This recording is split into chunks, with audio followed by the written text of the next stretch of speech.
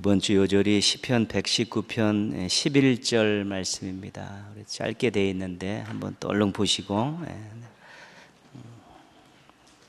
같이 한번 암송하겠습니다. 시작. 내가 주께 범죄하지 아니하려 하여 주의 말씀을 내 마음에 두었나이다. 시편 119편 11절 말씀. 아멘. 시편 119편은 성경에서 제일 긴 장이죠. 그래서 176절로 되어 있습니다. 22개의 묶음이 있는데 8절씩 이렇게 들어가서 176절로 되어 있습니다. 오늘 말씀은 두 번째 연, 두 번째 묶음 속에 나와 있는데 그 두 번째 그 묶음의 첫 번째 말씀이 이렇게 되어 있습니다. 청년이 무엇으로 그 행실을 깨끗하게 하리이까? 주의 말씀만 지킬 따름이니이다. 청년들이 정결함을 유지하는 방법이 무엇입니까? 그때 대답이 뭐냐면 말씀대로 사는 것입니다. 그렇게 대답해 주고 있죠. 그래서 청년들은 아직도 성숙하지 못한 부분들이 있고 그렇지만 열정이 있습니다. 그리고 세상은 언제든지 항상 신앙인들에게는 유혹이 많습니다. 그래서 그 유혹을 이겨내지 못한다든가 아니면 또 그 열정이 너무 지나쳐서 또 잘못 판단할 수도 있는 것이죠. 그래서 정확하게 분별할 수 있는 그런 기준이 필요하고요. 또 그런 것들을 이겨낼 수 있는 능력이 필요한 것인데 신앙에서는 그 기준과 능력을 말씀이라고 말씀이다. 시편 119편 전체 주제가 다 그것입니다. 말씀이 무엇이냐? 기준이다. 분별할 수 있는 기준이고 이겨낼 수 있는 능력이다. 청년들이요, 주의 말씀대로 주 말씀 붙들고 또 말씀에 순종하면서 그런 유혹으로부터 이기고 하나님 앞에 정결한 모습으로 새벽 이슬과 같은 모습으로 서야 된다라고 그렇게 말씀하고 있죠. 오늘 요절 말씀도 같은 맥락에 나와 있죠. 내가 주께 범죄하기 싫은데 자꾸 넘어지죠. 실수하기 싫고 허물 보여드리기 싫고 죄 저지르기 싫은데 연약해서 자꾸 넘어질 수 있다는 것이죠. 그래서 그것을 이겨내려고 어떤 방법을 썼냐면 하나님의 말씀을 마음속에 잘 두었다는 것입니다. 말씀을 간직하고 말씀이 이 마음속에 잘 유지하게 했더니 주님 앞에 범죄하지 않게 되었다는 것이죠. 그 말씀을 가슴에 둔다는 건 뭡니까? 말씀 읽고 또 묵상하고 또 공부하는 가운데 하나님의 말씀으로 가슴을 채워가는 것이고 또 그 말씀으로 은혜 받고 또 말씀이 삶 속에서 이루어지는 것들을 경험하면서 그것을 가슴에 잘 새기는 것입니다.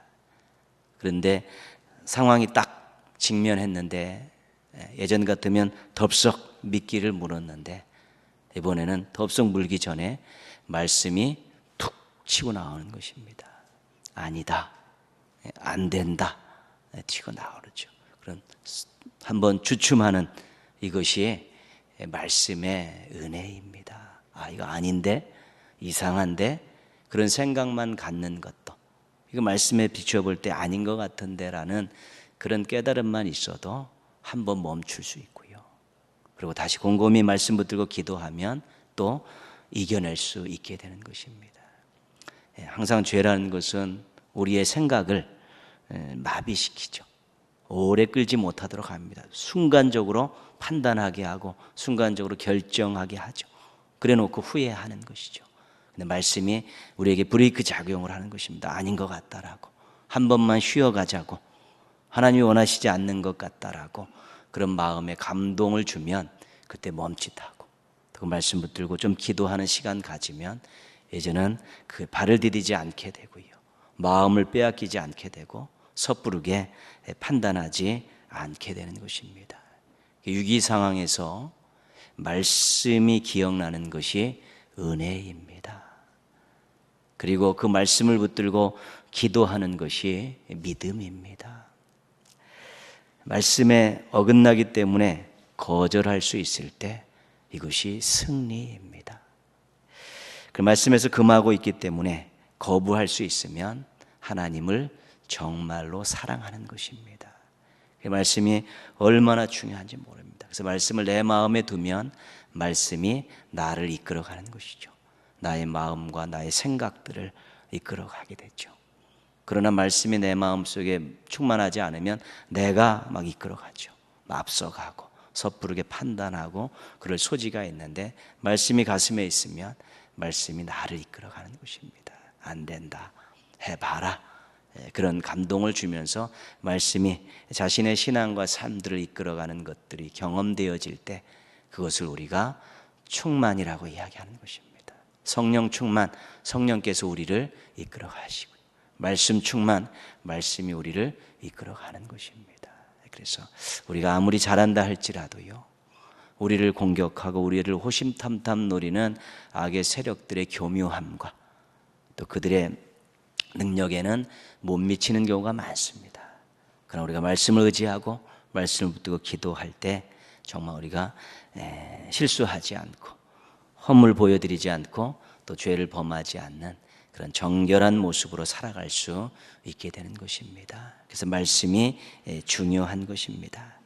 말씀을 마음에 두고 기도하고 판단하고 결정하면 우리가 정결함을 많이 유지할 수 있고 또 그런 과정을 거치면서 우리가 성숙해지는 것입니다.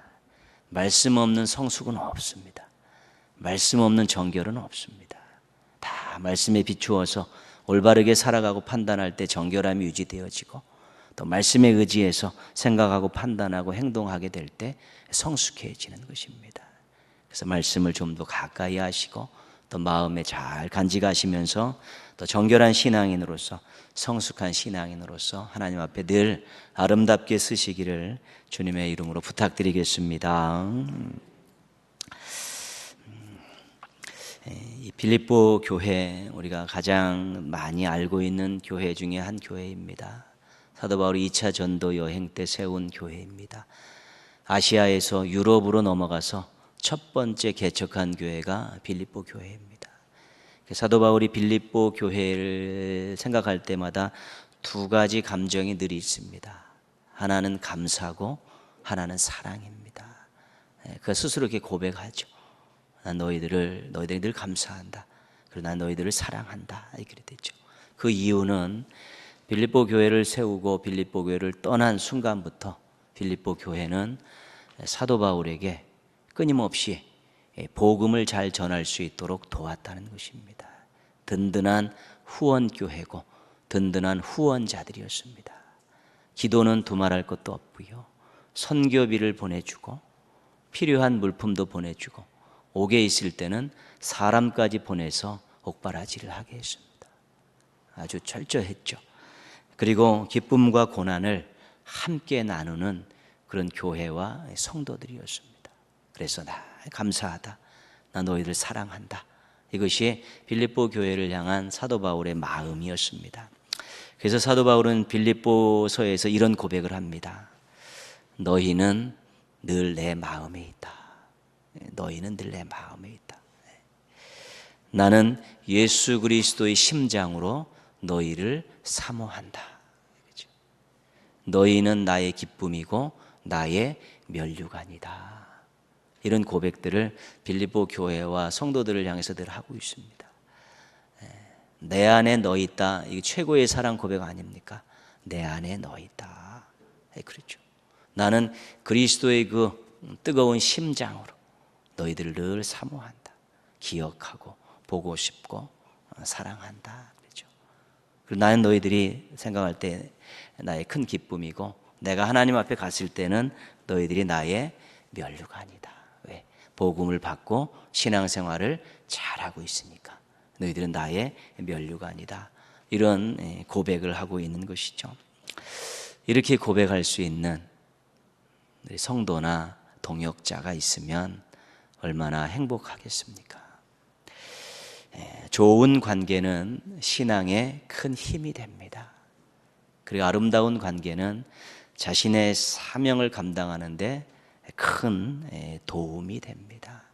그래서 마음에 맞는 사람, 자신을 이해해 줄 수 있는 사람, 자신이 하는 일에 팔을 걷어붙이고 도와줄 수 있는 사람, 이런 사람들이 있으면 그 사람들이 바로 신앙과 삶의 자산이 되는 것입니다. 자산입니다. 우리가 부자가 되어야 할 필요가 있죠. 또 마음껏 베풀기 위해서요.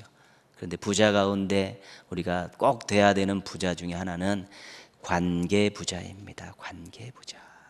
좋은 관계, 아름다운 관계를 통해서 많은 함께 나눌 수 있고 함께 동역할 수 있는 그 사람들을 많이 확보하고 있는 관계 부자입니다. 삭개오가 물질 부자였습니다. 그는 세리장이다. 부자였더라. 그런데 그의 주변에는 사람이 없었습니다. 물질 부자였었는데 관계는 아주 가난했다는 것이죠. 그래서 그가 결국은 예수님을 만나는 것 아니겠습니까? 우리 내일 우리가 묵상할 말씀에 나와 있는 그런 내용입니다. 그래서 관계 부자가 얼마나 중요한지 모릅니다. 그래서 좋은 관계, 아름다운 관계를 만드는 것, 내 인생에 큰 자산을 축적하는 것이고 그것이 신앙과 사역을 감당하는데 큰 힘과 도움이 된다. 기억하시고 좋은 관계, 아름다운 관계를 위해서는 우리가 먼저 본인이 먼저 어떤 일들을 해 나가야 되는 것입니다. 기다려서는 절대로 좋은 관계, 아름다운 관계 만들 수 없습니다. 본인이 무언가를 먼저 자꾸 그 사람 마음에 합하고 마음을 나눌 수 있는 것들을 자꾸 노력하면서 해가게 될 때 관계 부자가 될 수 있고 이 관계 부자가 되면 정말 신앙과 삶과 사역에 큰 힘이 된다는 것을 아주 크게 경험하게 될 것입니다. 하나님 저에게 이런 만남이 있게 해주셔서 감사합니다. 저에게 이런 성도를 함께 신앙생활하게 해주셔서 감사합니다. 하나님 저에게 이런 동역자와 함께 일할 수 있게 해주셔서 감사합니다. 이렇게 기도할 수 있으면 행복한 것 아니겠습니까? 관계 부자 되셔서 사람 때문에 감사 제목이 넘쳐나는 우리 행복한 성도들 되기를 바랍니다. 오늘 말씀에서 두 명의 여인의 이름이 언급되고 있습니다. 2절 말씀에 나와 있죠. 유오디아를 권하고 순두개를 권하노니, 유오디아와 순두개입니다. 이 여인들이 어떤 사람이었는가, 그 신상에 대한 정보는 다른 곳에는 없습니다. 빌립보 교회의 여성분들이기 때문에 빌립보서에서만 이렇게 나오게 되어 있죠. 그런데 이 여인들이 어떤 여인이었는가, 3절에 보면 우리가 한 가지 정보를 볼 수 있는데요. 또 참으로 나와 멍에를 같이 한 내게 구하노니, 조금 읽겠습니다. 복음에 나와 함께 힘쓰던 저 여인들을 돕고, 그랬죠. 그러니까 복음에 사도 바울과 함께 힘쓰던 여인들입니다. 그렇죠. 사도 바울의 복음 사역에 동참했던 여인들이죠. 열심을 가진 일꾼들이었다는 것이죠. 그러니까 빌립보 교회 안에서 봉사도 열심히 했을 것이고요. 또 빌립보 교회에서 지원하는 사도 바울과 관계되어 있는 그 복음 사역에도 여인들이 앞장서서 일을 한 것이죠. 복음에 함께 힘쓰던 여인들이죠. 빌립보 교회는 루디아라는 그 여인이 처음으로 세례를 받고 그 가정에서 교회가 시작됐죠. 그래서 여성들의 그런 많은 영향력이 있었고 숫자도 많지 않았을까, 그런 추측들을 하는 것이죠. 그 중심에 유오디아와 순두개가 있었다는 것입니다. 이름이 언급되는 것으로 봐서 굉장히 그래도 알려진 여인들이고 또 나름대로 지도층에 있었던 여인들이라는 것을 우리가 짐작할 수 있습니다. 유오디아와 순두개, 유오디아와 순두개. 근데 2절 말씀에서는 별로 좋지 않은 관계고 3절에서는 또 좋은 관계였다. 이거 우리가 볼 수 있습니다. 성경에서 이름이 나란히 언급된 이 파트너들을 우리가 볼 수 있습니다. 성경에 나오는 충성스러운 부부, 브리스길라와 아굴라입니다. 성경에 나오는 신실한 친구 다윗과 요나단 그렇게 되어 있죠. 성경에 나오는 멋있는 동역자 많지만 여호수아와 갈렙 이렇게 이름이 붙어 다니죠. 파트너니까요. 누가 한 사람 이름 나오면 같이 붙죠. 브리스길라와 아글라, 다윗과 요나단, 여호수아와 갈렙 이렇게 붙죠. 그런데 반면에 이 사람들은 하나님의 기뻐하시는 일에 짝짝꿍이 된 파트너들입니다. 그런데 또 반대의 사람들도 있습니다. 성경에서 나오는 사악한 부부는 아합과 이세벨.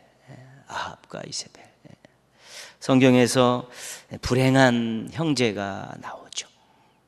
아론의 아들들인데 다른 불을 제단에 드렸다가 죽은 나답과 아비후 이름이 붙어 다니고 있습니다. 성경에서 고춧가루 삼총사로 나오는데요.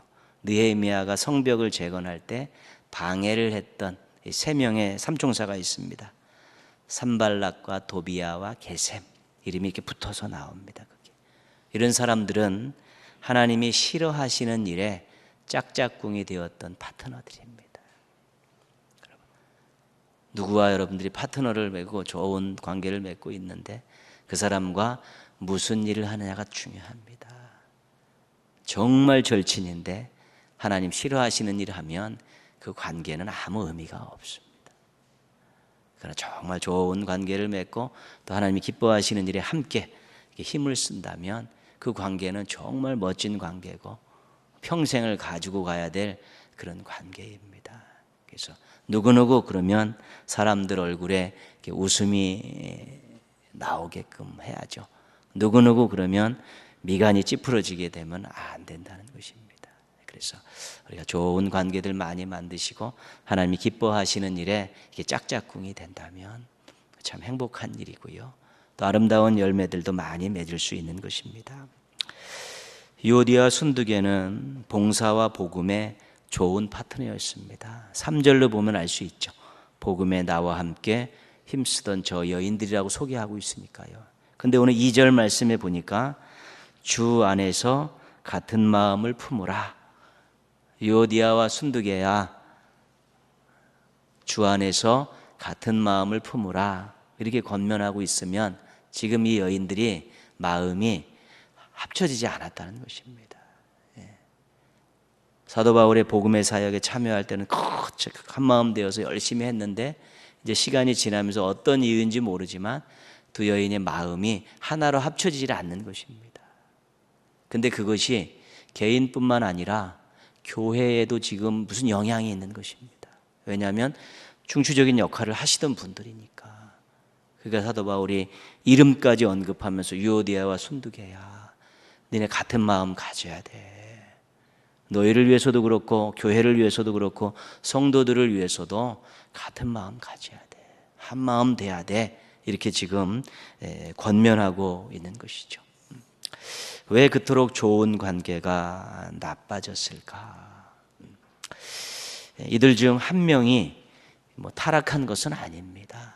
오늘 3절 말씀 맨 끝에 보시면 그 이름들이 생명책에 있느니라. 여전히 주 안에 있습니다. 여전히 구원받은 감격을 가지고 신앙생활을 하고 있고 여전히 지금도 교회 안에서 일을 하고 있습니다.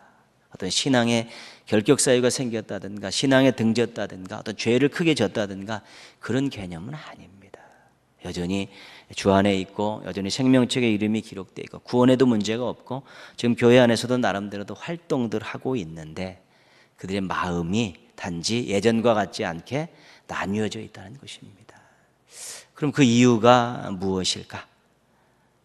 우리가 경험상 한 가지 예측할 수 있는 것은 뭐냐면 이들이 경쟁 관계가 되었다는 것입니다. 열심히 같이 일하다가 이들이 경쟁 관계, 동역자로 일하다가 경쟁 관계가 됐다는 것입니다. 그러면서 서로 마음이 맞지 않은 것이죠. 관계가 좀 틀려지죠. 동역자일 때는 의견의 차이가 나면 서로 대화하고 기도하며 맞춰가지만 경쟁자일 때는요, 자기 뜻을 관철시키고자 막 또 무리수를 두게 되고 상대편을 받아들이지 않게 되면서 이게 마음이 분리될 수밖에 없는 것입니다. 빌립보서 1장 17절 한번 가보시면요, 빌립보 1장 17절, 사도 바울이 옥중에서 쓴 편지죠. 빌립보서가 옥중서신이죠. 햇빌골먼 옥중서신인데 17절 말씀 한번 같이 읽어보겠습니다.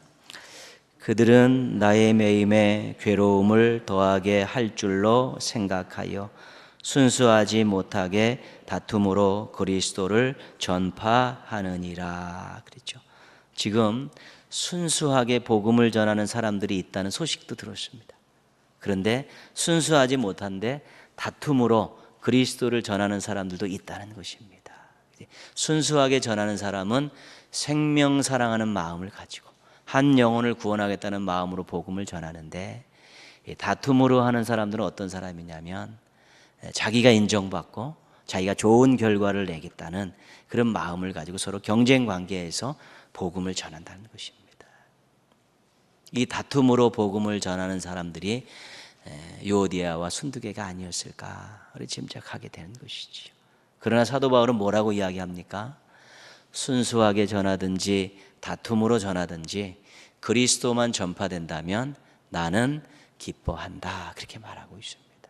어찌됐든 복음을 전하고 있으니까, 동기에 어찌게 됐든 복음이 전해 있어서 한 영혼이 구원된다면 본인은 괜찮다는 것입니다.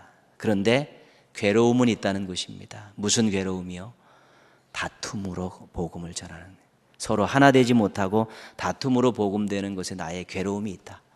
그러나 궁극적으로 복음이 전파돼서 한 영혼이 구원된다면 나는 기뻐하겠다. 그러나 순수하게 하나 돼서 전하는 것을 원하지 다투면서 경쟁 관계에서 전하지 않았으면 좋겠다라는 사도 바울의 마음을 우리가 짐작할 수 있게 되는 것입니다. 경쟁자는 우열을 가려야 합니다. 그렇죠. 우열을 가리려면 결과물들이 좋아야 되죠. 내가 너보다 낫다, 결과물이 좋아야 되고 지지자들이 많이 있어야 되는 것입니다. 경쟁이 붙으면 상대방보다 본인이 낫다는 것들을 증명해야 되는데 두 가지죠. 결과물과 지지자들입니다. 그러면 결과물을 내기 위해서 순수하지 못한 마음을 가질 수 있고요, 또 결과물을 내서 상대방보다 나아지려면 반드시 자기가 잘해서 올라가는 방법도 있지만 상대방을 깎아내려서 올라가는 방법도 있는 것입니다. 지금 그렇지 않습니까? 선거하고 있는데요, 어떤 정책들을 내놓고 내 정책이 옳습니다라고 그래서 국민들에게 호소하는 부분들이 실은 원래 그렇게 해야 되는 것이죠. 그런데 그렇지 않습니다. 우리가 네거티브 전략이라고 해서 상대방의 비리를 캐가지고 그것을 집중적으로 공격해버리죠. 그 상대방이 폭삭 주저앉게 만들면 자신은 그 자리에 있어도 높아진다는 것이죠. 그리고 정치판이 대부분 다 그렇습니다. 경쟁이 붙으면 상대방보다 좋아지고 인정받아야 되기 때문에 결과물을 위해서 순수하지 못한 방법을 쓰기도 하고, 또 상대방을 폄하하고 때로는 음해해서 상대방을 떨어뜨리면서 자기가 높다는 것을 인정받고요, 또한 사람들을 긁어 모아서 자기 편을 만들려는 그러한 시도들을 하기 때문에 이게 신앙 안에서는 별로 유익이 없습니다. 자기는 높아질지 몰라도, 인정받을지 몰라도 공동체는 얼마나 힘든지 모릅니다. 왜요? 둘이 붙었는데요, 지도자들이 사람들을 자기 편으로 만들려고 하니까 자꾸 접촉하죠. 접촉하면서 저 사람 안 좋은 점 얘기하고 또 자기 편 돼서 같이 일하자고 자꾸 권하면 이 중간에 있는 사람들이 참 힘이 든 것입니다. 피해 댕겨야 되고요, 또 누구 편에 들지도 못하니까 어정쩡하게 있어야 되니까 이 편 저 편도 못 들고 있는 사람들은 중간에서 뭐 어쩔지 모르죠. 분위기가 별로 안 좋아지는 것이죠. 근데 이 유오디아와 순두계가 그런 관계가 된 것 같습니다. 그래서 서로 좋은 결과물 내려 하고 세를 확보하려다 보니까 교회가 나름대로 어려움에 처하니까 유오디아와 순두계야, 같은 마음을 품어라. 기왕 하는 거 같은 마음을 품고 예전처럼 해라. 그렇게 지금 강력하게 권면하고 있는 것입니다. 같은 마음을 품으라, 이 말은 2장 5절로 가면 조금 힌트가 될 수 있습니다. 빌립보서 2장 5절 같이 한번 읽어볼까요? 너희 안에 이 마음을 품으라, 곧 그리스도 예수의 마음이니. 그렇죠? 같은 마음을 품다면 우리 서로 이렇게 마음을 맞추기가 쉽지 않습니다. 그러나 예수 그리스도에게 마음을 맞추면서 마음이 많이 비슷해질 수 있는 것이지요. 그게 서로 뭐 다 환경이라든가 성격이랑 다 달라서 안 맞는 부분이 있지만 예수 그리스도를 닮아가고 예수 그리스도를 생각하고 예수의 은혜를 생각하면서 예수님의 마음에 맞추려고 하다 보면 맞춰질 수 있다는 것입니다. 실은 우리가 이렇게 한 가족이 된 것은 예수님 때문에 한 가족이 된 것 아니겠습니까? 예수님을 믿고 구원받아 하나님 아버지라 부르면서 우리가 영적 가족이 됐지요. 예수님의 공통 분모입니다. 마음을 같이 하는 것도 예수님의 마음을 닮아가려고 노력하면서 우리가 같아질 수 있는 것입니다. 그래서 예수님이 공통 분모로 시작된 관계들이고 공동체이기 때문에 그 안에서 하나 되는 방법은 예수 중심으로 모이는 것이고 예수님의 마음을 이렇게 닮아가려면서 같은 마음들을 가지고 가는 것이죠. 예수님의 마음 2장 6절에서 8절까지가 그 예수님의 마음을 읽어낼 수 있죠. 원래 2장 6절에서 11절까지가 초대교회에서 불렀던 찬양입니다. 그리스도의 찬가라는 이 찬양인데 6절에서 8절까지는 예수님에 대한 부분이고 9절에서 11절까지는 하나님께서 그런 예수님을 어떻게 하셨는가, 그 하나님께서 하신 일을 이야기하고 있죠. 6절에서 8절만 한번 읽어보겠습니까? 예수님 마음 한번 생각하면서요. 그는 근본 하나님의 본체시나 하나님과 동등됨을 취할 것으로 여기지 아니하시고 오히려 자기를 비워 종의 형체를 가지사 사람들과 같이 되셨고 사람의 모양으로 나타나사 자기를 낮추시고 죽기까지 복종하셨으니 곧 십자가에 죽으심이라. 아멘. 세 가지 단어만 기억하십시오. 7절에 나와 있는 자기를 비워.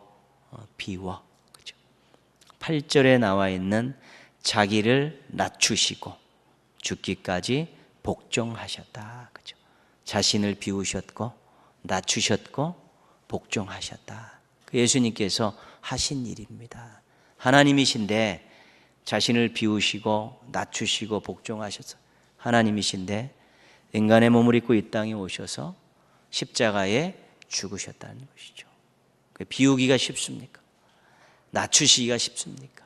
복종하기가 쉽습니까? 우리가 자기 마음을 좀 비워. 마음 비우기가 쉬운 거 아니지 않습니까? 그 낮추라는 거예요. 자기를 낮추기가 그게 쉽습니까? 어렵죠. 또 복종하는 것, 손해나는 일이고 힘든 일이고 고난인데 복종하는 것 쉬운 일은 아닌 것이죠. 예수님께서 그걸 하셨다는 것입니다. 그 예수님의 마음을 우리가 겸손이라고 표현하지요. 예수님께서도 나는 마음이 온유하고 겸손하니 나의 멍에를 베고 내게 배우라 그렇게 말씀하셨죠. 겸손은 배우는 것입니다. 우리가 십자가를 생각하면서 하나님이신데 그 마음을 비우셨구나. 하나님이신데 낮추셨구나. 인간의 모양 종의 모습까지 되셨구나. 하나님이신데 그 고난과 죽음이라는 거기에 그 뜻에 복종하셨구나. 겸손함이 없으면 안 되는 것입니다. 그래서 우리가 예수님의 마음이 겸손한데 너희들 겸손한 마음 가지고 서로 하나가 되라 그렇게 말하는 것이죠. 좀 자기를 비우고 자기를 낮추고 하나님의 뜻에 자기를 맞추면 그럼 예수님을 닮아갈 수 있고 그 마음 가지면 서로 하나 될 수 있다고 그렇게 권면하고 있는 것입니다. 본인들이 그것 때문에 마음이 편하겠습니까? 안 편합니다. 그 교회가 그것 때문에 평안하겠습니까? 안 편합니다. 두 지도자가 싸우고 있는데 교회가 편하겠습니까? 서로 경쟁 구도를 가지고 서로 잘났다고 이야기하고 있고 서로 인정받으려고 몸부림치고 있는데 교회가 편안할 수 없고 성도들이 행복할 수 없는 것입니다. 그래서 예수님의 마음, 이 겸손을 가지고 서로 하나 되라고 권면하고 있죠. 그래서 우리도 여전히 예수님의 마음을 품으려는 것은 성경에서 우리에게 요구하고 있는 것이죠. 근데 그 마음이 겸손함입니다. 자기를 때로는 비울 수 있어야 되고요, 낮출 수 있어야 되고요, 자기를 하나님의 뜻에 맞출 수 있는 그런 겸손함이 있고, 그런 겸손함이 만났을 때 폭발하는 놀라운 일들이 일어나게 되는 것입니다. 겸손한 사람들이 만나서, 예수님의 마음을 품은 사람들이 만나서 함께 일할 때 즐거움이 있고 좋은 결과가 있고, 그 영향력이 교회 전체로 확산되어져 가는 것입니다. 그 겸손한 마음을 품고 우리 성도들과 동역자들과 하나님을 기쁘시게 하는 그러한 성도가 되겠다고, 그러한 일꾼이 되겠다고 한번 마음 잡숫고 기도하고 도전해 보십시오. 거기에 우리의 큰 은혜가 있고, 거기에 놀라운 또 간증거리들이 생겨나는 것들을 경험할 수 있게 되는 것입니다. 하나님이 일을 하되, 하나님 기뻐하시는 일을 하되 하나가 되어서 하자는 것입니다. 같이 하자는 것입니다. 왜요? 하나님께서 그것을 좋아하시니까, 하나님 그것을 원하시니까 그렇게 한번 해보자는 것입니다. 사도 바울이 유오디아 순두개를 지금 마음으로는 책망하고 있는 것입니다. 너희들 은혜 그렇게 받아놓고 사명 받아놓고 그따구로 행동하고 있느냐, 책망하고 있는데, 글로 표현할 때는 책망하지 않습니다. 그들에게 다시 한번 그들의 신앙과 이런 과거의 일들을 불러일으키면서 그들에게 도전을 주고 있다는 것이죠. 속에서는 지금 그 성격에 한번 해붙이고 말아야 될 성격인데, 지금 옥중에서 그걸 참고 글로서 순화시켜서 이야기하고 있죠. 두 가지 내용인데요. 너희들의 이름이 생명책에 있지 않느냐. 너희들의 이름이 생명책에 있지 않느냐. 너희들이 예수 그리스도의 은혜로 구원받은 것 아니냐. 너희들이 잘나서 구원받은 것 아니지 않느냐. 예수 그리스도의 십자가 구속의 은혜로 은혜받은 것 아니냐. 그래서 너희들의 생명책이 지금 하늘에 기록되어 있는 거 아니냐.